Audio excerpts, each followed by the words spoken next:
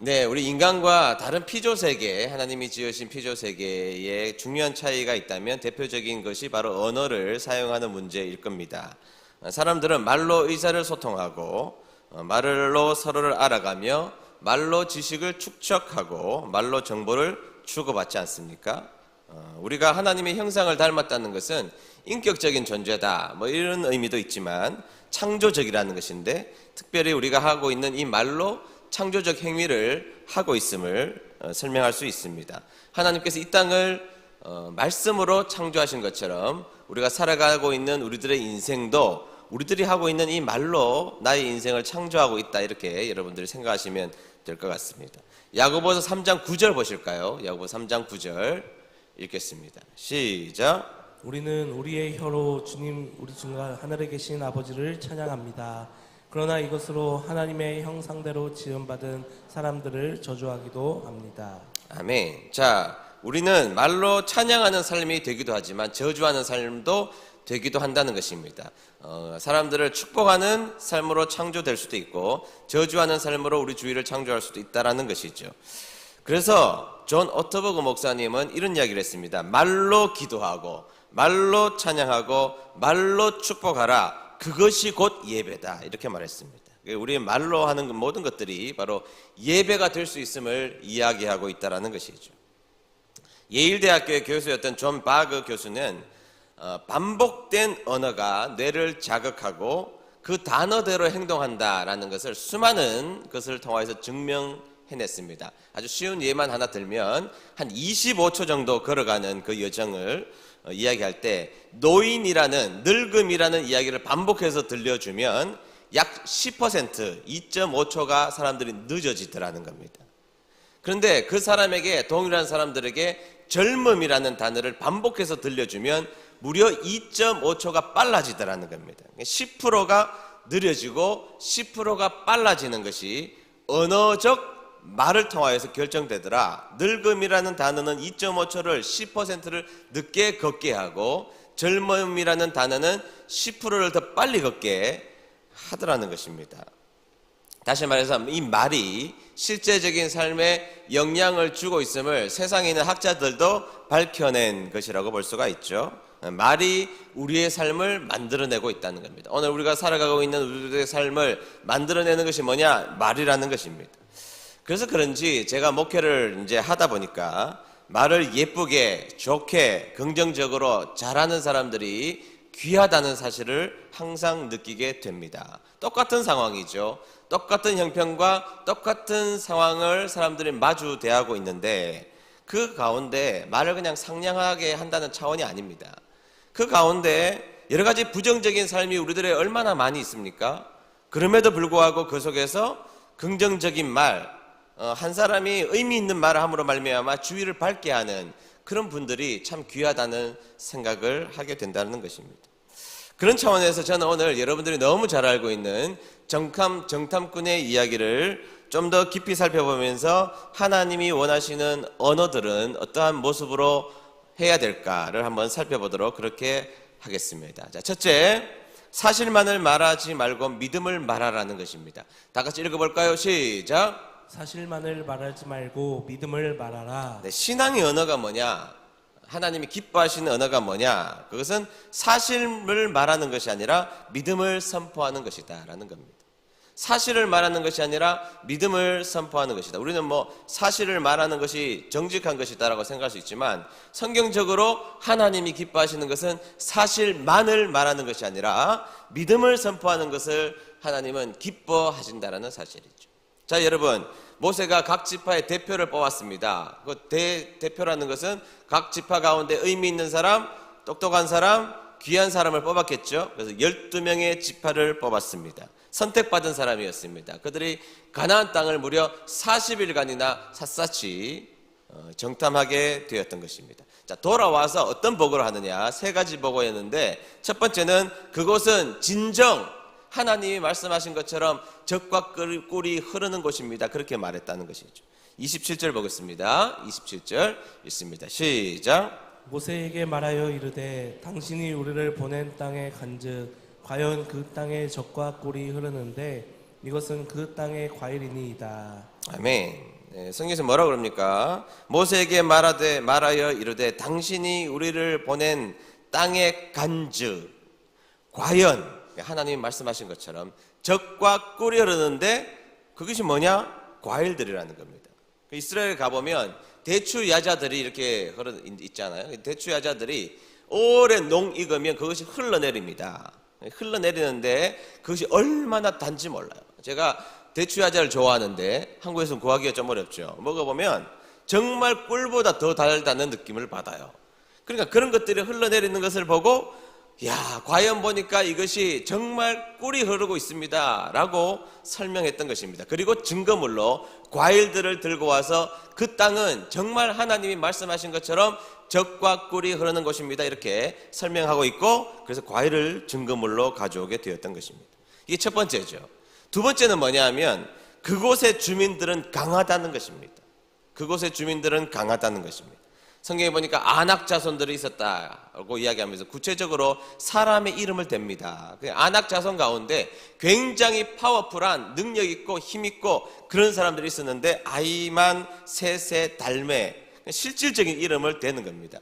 그 동네 모든 사람들이 그 주위에 있는 고대 근동 사람들이 이름만 들으면 알만한 사람 아이만, 셋세, 달메라는 위대한 사람들이 있었음을 설명하고 있다는 것이죠.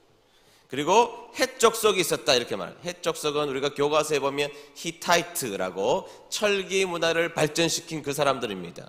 철기 문화를 발전시켰다. 최초의 철기 문화가 있었다. 그러니까 다른 소위 말하는 주위에 있는 곳보다 훨씬 더 능력이 있었고 발전된 문명을 가지고 있었던 사람들이 자신이 정복해야 될 가나안 땅 주민들의 사람들이었다는 것입니다. 그 다음에 여부스 족속들이 있었다 이러는데 여러분 여부스 족속은요 모세가 다윗이 나중에 다 정복했는데 유일하게 끝까지 조금 정복하지 못했던 땅이 여부스 족속들입니다. 그러니까 여러분 여부스 족속이 얼마나 센 사람들이라는 것을 알 수가 있죠.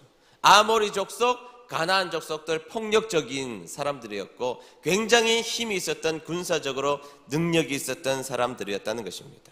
그런 사람들이 실제로 높은 산지에도 머물러 있었고 해변에도 머물러 있었고 요단 강가에도 머물러 있었다. 그들이 말한 것입니다.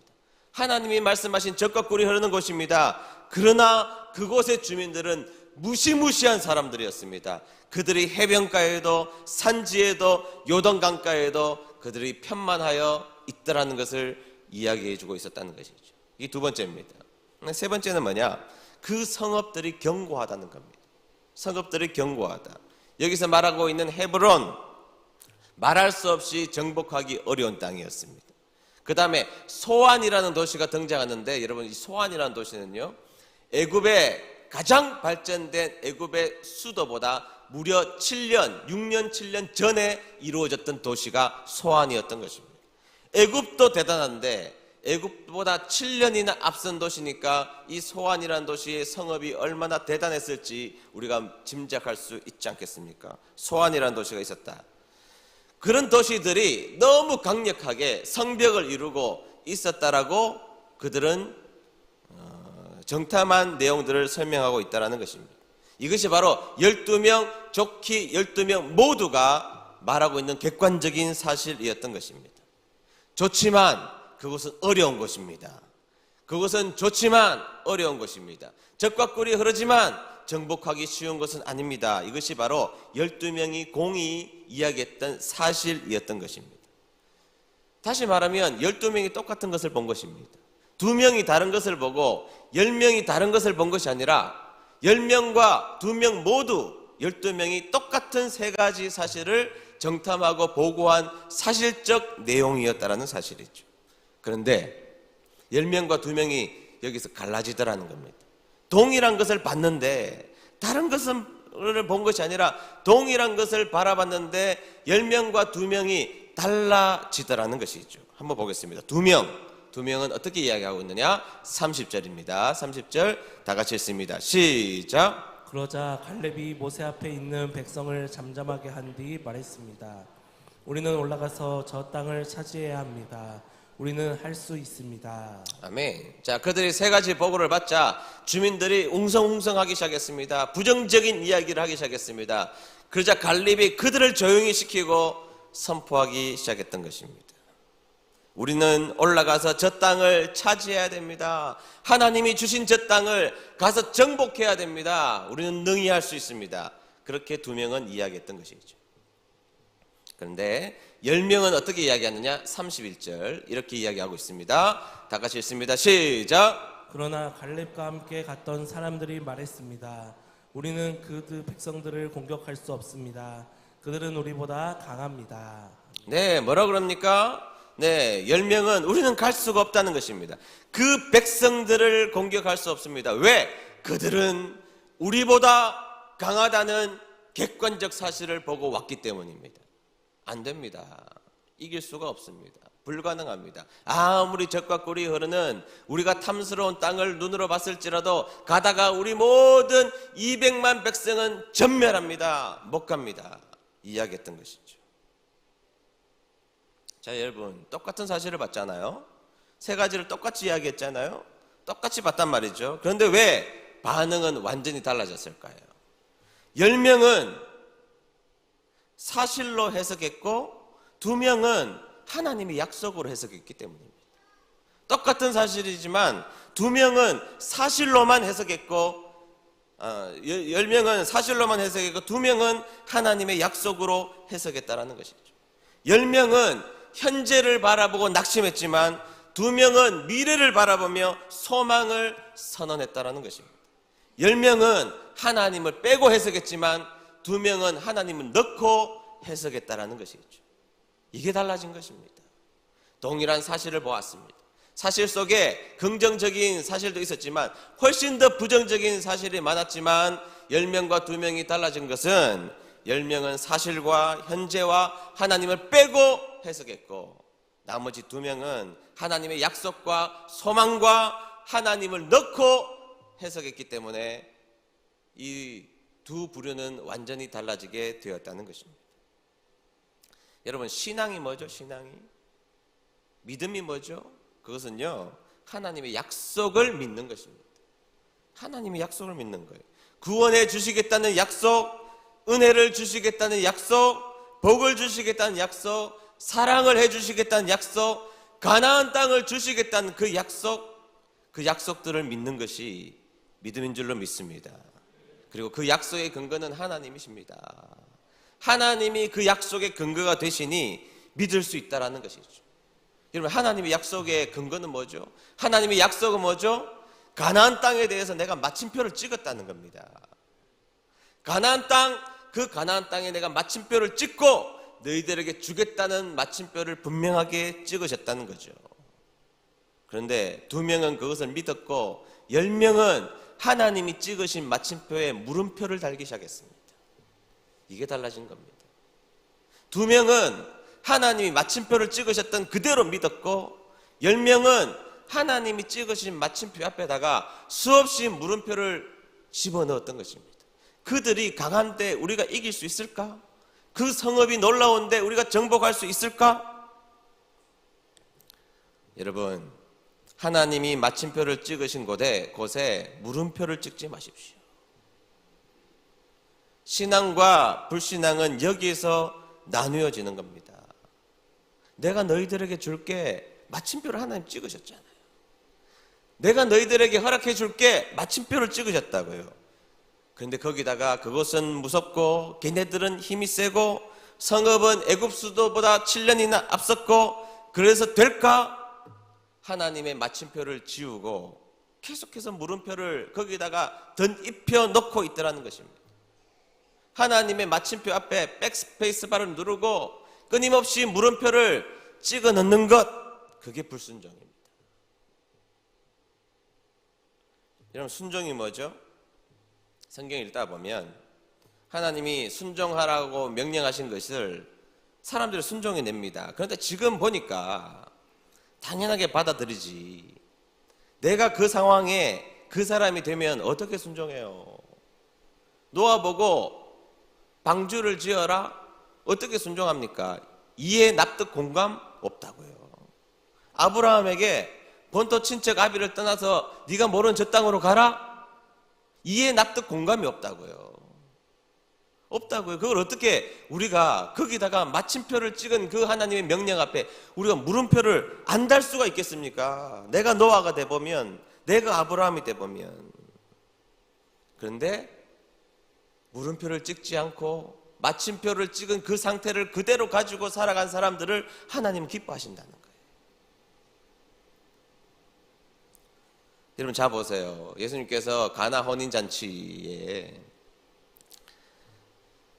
포도주가 떨어졌습니다. 그러니까 예수님이 하인들에게 발 씻는 그 돌 항아리 위에다가 물을 아구까지 채우라 그렇게 명령하셨잖아요.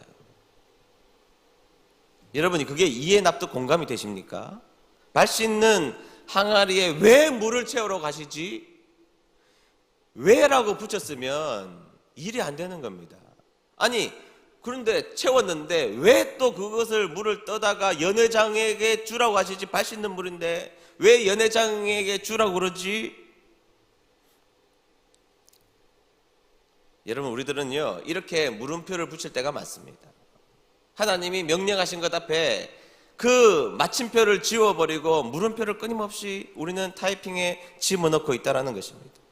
그런데 하인들이 하나님 예수님이 말씀하신 마침표 앞에 물음표를 집어넣지 않고 그대로 했습니다. 그리고 나서 요한복음 2장 9절 보시죠. 순종한 결과를 이렇게 설명하고 있습니다. 시작. 연회장은 물로 된 포도주를 맛도 보고 어디서 났는지 알지 못하되 물 떠온 하인들은 알더라. 아멘. 아무도 몰랐습니다. 아무도. 거기에 있는 모든 사람들 예수님 말고는 아무도 몰랐는데 유일하게 이 놀라운 기적의 결과물과 과정과 모든 내용들을 아는 간증의 주인공 하인들은 알더라는 거예요. 순종하니까 그 기쁨을 알더라는 거예요. 순종하니까 역사하심을 알더라는 겁니다. 순종하니까 왜 이런 일이 일어났다는 것을 알더라는 것입니다. 예수님이 마침표를 찍어 놓으신 것에 물음표를 붙이지 않고 그대로 해보니 순종해보니 기적의 간증의 주인공이 되더라는 겁니다. 여러분 이 하인들이 돌아다니면서 나중에 간증하고 다니지 않겠습니까? 뭐 서울 중앙 무슨 교회에 다녔고 뭐 다니면서 이스라엘 뭐 텔아비브 무슨 중앙교회 다니면서 내가 그 내용을 안다고 내가 어떻게 됐는지를 안다고 어떻게 했는지 어떤 과정이 이루어졌는지 나 다 안다고 그 기쁨을 아는 사람이 되었다라는 것이죠. 성경의 순종의 사람들 아브라함, 노아, 물떠온 하인들 그런 사람들 뿐만 아니라 수많은 순종의 사람들을 왜 기록해 놨을까요? 이게 신앙의 불순종은 순종의 차이다. 하나님이 마침표를 찍으신 것에 물음표를 달지 않은 사람들의 인생의 결과물이다. 이런 간증은요 계산해서 이루어지는 게 아닙니다. 계산해서 이루어진 게 무슨 하나님의 역사예요. 계산해서 이루어진 게 무슨 간증이에요. 인간의 계산으로 다 이루어진 것은 일반적인 일입니다. 그 속에 무슨 일이 일어나요? 묵묵하게 순종해보고 묵묵하게 물음표를 붙이지 않고 하나님이 마침표를 찍으신 이유를 묻지 않고 그대로 해볼 때 하나님은 간증의 주인공으로 만들어 주실 줄로 믿습니다. 순종해봐야 하나님의 스케일을 경험해 봅니다. 순종한 사람만이 하나님의 스케일을 자신의 인생 가운데 경험해 봅니다. 순종 안 하면 하나님의 스케일이 뭔지도 모르고 죽어요. 순종해 보지 않으면 하나님의 크기를 한 번도 내 인생에 경험해 보지 못하고 죽어요. 순종하지 않고 물음표를 붙여 놓으면 하나님의 크기를 한 번도 내 인생 가운데 누리지 못하고 인생 끝나버리고 만다. 그래서 우리 사랑하는 은혜드림교회 성도님들은 사실만으로 살지 마시고 믿음으로 살게 되시기를 주의 이름으로 축복합니다. 말로 이야기해보면 사실로 말하는 것이 아니라 믿음으로 말해야 하는 것입니다. 그래서 우리는 사실만을 말하는 것이 아니라 믿음으로 말하는 분들 되시기를 주의 이름으로 축복합니다. 두 번째, 나의 미래를 신앙의 언어로 열어야 한다는 것입니다. 다 같이 읽어봅니다. 시작. 나의 미래를 신앙의 언어로 열라. 여러분 살다 보면 인생에서 나보다 큰 문제를 만나요? 만나지 않아요? 만나잖아요. 나보다 큰 문제를 만난다고요. 살다 보면 나보다 훨씬 더 큰 문제, 당장 해결하지 못할 것 같은 문제들을 막닥뜨릴 때가 있다 이 말이에요. 살다 보면 누구나 다 그런 문제들을 한두 번, 5번, 10번씩 만나게 된다 이 말이에요. 그래서 미래가 두려운 것입니다. 그래서 오늘이 두려운 것입니다. 그러나 성경은 뭐라고 말씀하시느냐? 우리가 입으로 선언하는 그 말이 우리의 미래를 열고 미래를 결정짓는다라고 말하고 있다는 거예요. 여러분, 불가능한 일들이 많이 보이죠. 가나안 땅 지금 정복하는 일 불가능한 것처럼 그들은 인식했죠. 그런데 우리가 입으로 선언하는 그 말과 우리가 입으로 하는 그 선언하는 그 믿음이 우리의 미래를 열고 우리의 미래를 결정한다는 거예요. 이게 중요한 것입니다. 여러분, 민수기에 실패한 정탐꾼들의 핵심은 뭐냐? 실패한 사람들의 핵심 중에 핵심은 뭐냐? 현실이 어려워서가 아닙니다. 그들이 신앙의 언어를 포기했기 때문이에요. 현실이 어려워서가 아닙니다. 신앙의 언어를 포기했기 때문이에요. 현실이 문제가 많아서 그렇지 않습니다. 신앙의 언어를 말하지 않았기 때문입니다. 그래서 실패한 것입니다. 여러분, 정탐꾼 2명은 똑같은 현실을 봤습니다. 그러나 하나님이 우리에게 주시기로 약속했으니 그들은 우리의 밥이다. 밥 선언을 했다고요. 밥 선언. 여러분, 밥 쉬워요? 어려워요?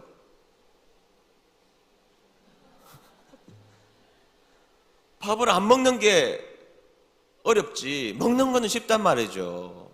아니, 살찔까봐 못 먹는 게 그게 고통스럽지 먹는 거는 쉽죠. 그렇죠? 그들은 우리의 밥이다. 밥 선언을 하고 있다는 것입니다. 밥 선언. 여러분, 밥 선언의 핵심은 현실은 거대하지만 하나님이 나와 함께 해주시겠다는 임마누엘의 선언, 그것이 밥 선언이에요. 문제는 크죠. 그러나 그 문제를 압도하고도 남음이 있는 하나님이 우리와 함께 해주시니 그들은 우리의 밥이다. 믿습니까? 그 나머지 10명은요 메뚜기 선언한다고요. 메뚜기 선언. 근데 잘 보세요. 민수기 13장 33절 한번 읽어볼게요. 시작. 거기서 네피림 후손인 아낙 자손들의 거인을 보았나니 우리는 스스로 보기에도 메뚜기 같으니 그들이 보기에도 그와 같았을 것이니라. 아멘. 이게 문제예요. 이게 문제.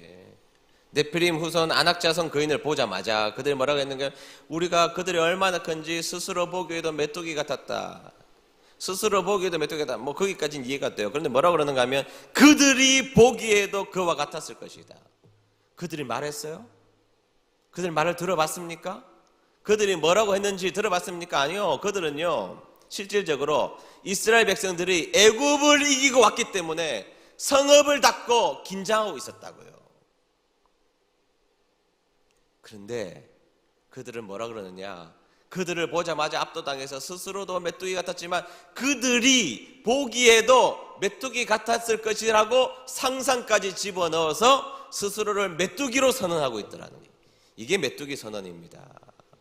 남들은 그렇게 생각하지도 않는데 위축되고 신앙 빼고 하나님 빼고 하나님이 주실 능력 빼고 자신들을 해석해 보니 메뚜기 같더라. 메뚜기 같더라. 그게 메뚜기 선언입니다. 그리고 중요한 것은 2명이 선언한 것과 10명이 선언한 것을 하나님이 듣고 계셨다는 거예요. 그리고 하나님은 그 이야기를 듣고 그들의 인생을 결정하십니다. 민수기 14장 28절입니다. 28절 시작. 그러니 그들에게 전하여라.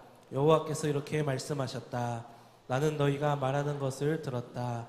내가 사는 한 내가 들은 말대로 너희에게 해줄 것이다. 아멘. 무슨 말이에요? 하나님이 너희들이 하는 말 내가 다 들었다는 거예요. 너희들이 안 된다 했지? 내가 들었다는 거예요. 너희들 메뚜기 선언했지? 내가 들었다는 거예요. 네가 밥 선언했지? 들었다는 겁니다. 그리고 하나님이 너희가 한 말을 들은 대로 내가 사는 한, 하나님 영원하신 분이에요. 내가 그대로 시행하리리. 내가 들은 대로 너희 말이 내 귀에 들린 대로 내가 시행하리라. 무서운 이야기입니다. 하나님이 들은 그대로 해주겠다 이 말이에요. 어떻게 됩니까? 밥 선언을 한 하나님의 약속을 믿고 하나님의 임재를 믿고 약속을 믿고 물음표를 떼고 마침표를 찍고 그렇게 했던 여호수아와 갈렙만이 이스라엘 땅에 들어갑니다. 딱 두 사람. 그리고 그 10명과 그 10명에 동조했던 모든 이스라엘 백성들, 그들은 가나안 땅에 아무도 들어가지 못해요. 못 들어간다고 했으니 너희들은 들어가지 마. 여호수아 갈렙 네 종은 내가 마침표를 찍은 그 상태를 그대로 믿었으니 너희들 둘은 들어가. 나머지 못 들어간다고 한 모든 사람들은 안 들어가도 돼. 들어가지 마 하고 그들은 못 들어갑니다. 그들 후손만 들어갑니다.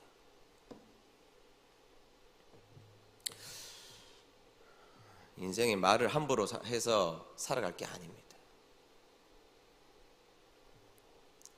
그들의 말이 그들의 미래를 결정짓더라. 여러분, 현실이 어려워서 무너지는 게 아닙니다. 신앙의 언어를 포기하니까 무너지는 겁니다. 현실이 아파서 무너지는 게 아닙니다. 신앙의 언어를 오늘 우리들이 하지 않기 때문에 무너질 수 있다는 것입니다. 말의 실패가 미래의 실패고 말의 성공이 미래의 성공입니다. 믿습니까? 성경의 무서운 점은 여러분 밥 선언을 한 두 명의 이름 알죠? 이름이 뭐죠? 여호수아와 갈렙. 그런데 여러분 메뚜기 선언한 10명 다 기록해 놓은 거 아세요? 성경에? 우리는 꼴도 보기 싫어서 안 읽어서 그렇지 10명 이름도 그대로 있습니다. 삼무아, 사밧, 이갈, 발디, 갓디엘, 갓디, 암미엘, 스둘, 나비, 그우엘. 이름도 거지 같아.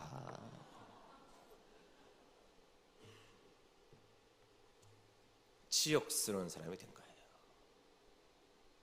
하나님이 다 듣고 다 기록해놓고 계셨어요. 내종 여호수아 갈렙도 기록해놨지만 부정적인 말을 해서 이스라엘 공동체 전체를 못 들어가게 한 10명의 이름도 기록해놓고 있어요. 무시무시합니다. 선택해야 됩니다. 우리들이 살고 있는 우리들의 인생을 밥 선언을 하며 살아가는 사람이 될지, 메뚜기 선언을 하며 살아가는 사람이 될지, 하나님이 마침표를 찍으신 그대로를 수용하며 살지, 마침표를 찍은 곳에 백스페이스 바를 누르고 물음표를 끊임없이 찍으면서 살아가는 인생이 될지 말이죠. 우리 사랑하는 은혜드린 성도님들, 살아가면서 누구의 말 제일 많이 듣고 삽니까? 아내의 말, 남편의 말, 자식의 말, 가족의 말, 형제의 말, 주위의 친구의 말? 아니요. 내 생각과 내 말을 제일 많이 듣고 삽니다. 오늘 내가 하는 말, 내가 하는 생각을 제일 많이 듣고 삽니다. 그거 아셔야 돼요. 주위에 있는 사람들 탓할 것도 없어요. 주위에 부정적인 말하는 사람들 탓할 것도 없어요. 내 생각, 내 말을 제일 많이 듣고 삽니다. 그리고 그 말이 내 인생을 이끌어가고 있습니다. 그 말이 내 인생을 끌고 가고 있다고요. 남의 문제가 아닙니다. 내 생각, 내 말을 제일 많이 듣고 삽니다. 그리고 그 말이 나를 인도하고 있다. 지금 어디로 가고 있습니까, 여러분? 지금 어디로 가고 있어요? 가나안 땅에 들어가고 있습니까?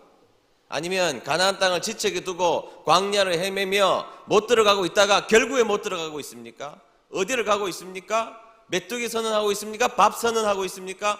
내 스스로 하는 말들이 나와 내 주위를 함께 들어가게 하고 있습니까? 막아서고 있습니까? 따라서 내 인생이 진짜 어두워서 망가지는 게 아니라 어둡다고 말을 하니까 망가지는 겁니다.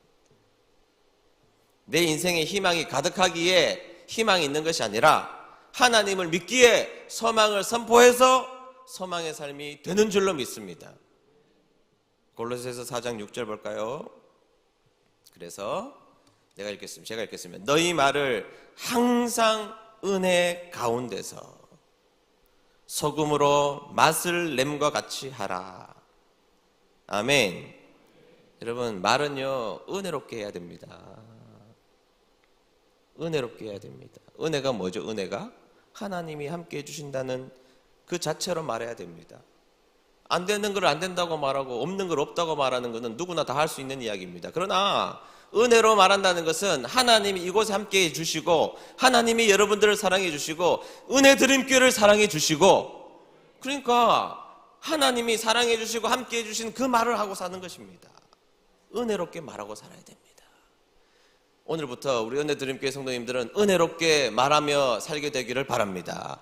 나이가 37살이나 됐잖아. 이제 37살. 또 이렇게 말하면 목사님 제가 교회 나온 지 1살입니다 뭐 이렇게 되신 분들인데, 아니 1살이든 뭐 어쨌든 우리 교회 전통이 있으니까 여러분 우리는 37살답게 은혜롭게 말하고 살아야 됩니다. 객관적으로 없는 것 가지고 없다 말하지 마시고 하나님이 마침표를 찍으셨다고요. 그 마침표를 믿고 은혜로 말하는 여러분 되시기를 축복합니다. 그리고 소금으로 맛을 냄과 같이 하라 그랬습니다. 여러분 아무리 맛있어도 소금 안 넣으면 말짱 꽝입니다. 소금이 모든 맛을 결정하잖아요. 소금이, 그러니까 여러분 우리가 하는 말이 하나님의 은혜로 말하는 것이고 우리의 말로 주위를 살려내고 맛있게 우리 주위를 복되게 해야 한다는 것이죠. 반면에 부정적인 말을 반복해서 내 삶에 내 주위의 사람들에게 계속해서 반복하는 것은 영적인 자살, 영적인 살인을 행하는 것입니다. 조금씩.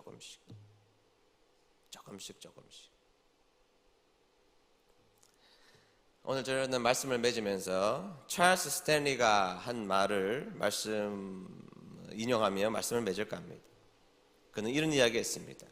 은혜로운 말을 메마른 영혼에 내리는 성령에 있을 것 같다.